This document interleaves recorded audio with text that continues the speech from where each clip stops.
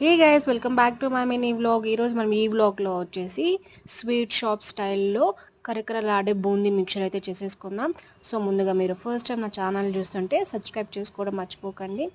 So మనం ఈరోజు వచ్చి ఈ మిక్చర్ని శనగపిండితో చేస్తున్నాం, బేసన్ పౌడర్తో.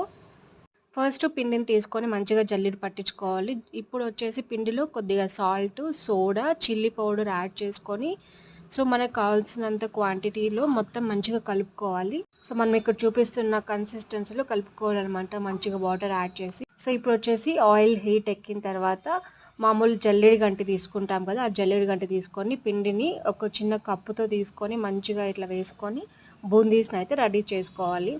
సో హై ఫ్లేమ్లో ఎప్పుడు కానీ బూందీస్ చేయొద్దండి, మీడియం ఫ్లేమ్లో లేకుంటే లో ఫ్లేమ్లో పెట్టుకొని, ఎందుకంటే బూందీ త్వరగా రెడీ అయిపోతుంది కాబట్టి లో ఫ్లేమ్లోనే పెట్టుకోండి.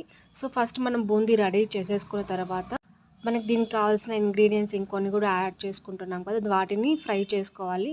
సో దానికి నేనేమేమి చేసుకున్నానంటే కొన్ని పల్లీలు, అలాగే కొంచెం కాజులు, కరివేపాకు, ఎండుమిర్చి, సో తెల్లగడ్డ కొంచెం దంచి దాన్ని కూడా మేమైతే వేపుకున్నాం అనమాట. సో ఇప్పుడు మనం రెడీ చేసుకున్న బూందీని తీసుకొని ఒక ప్లేట్లో కానీ పేపర్ పైన కానీ పెట్టుకొని దాంట్లో కొద్దిగా ఉప్పు, కారం, అలాగే మనం ఇక్కడ ఫ్రై చేసుకున్నాం కదా క్యాష్యూ నట్స్ అవన్నీ, సో ఆ నట్స్ అన్నీ వేసుకొని మంచిగా ఇట్లా కలుపుకోవాలి. చూసారు కదా, స్వీట్ షాప్లో చేసేలాగా మనం బూందీ మిక్చర్ అయితే ఇంట్లోనే చేసుకోవచ్చు. సో చిన్నపిల్లలు కూడా ఇష్టంగా తింటారు, వాళ్ళ లంచ్ బాక్సెస్ కానీ స్నాక్స్కి కానీ చేసి పెట్టచ్చు. తప్పకుండా ట్రై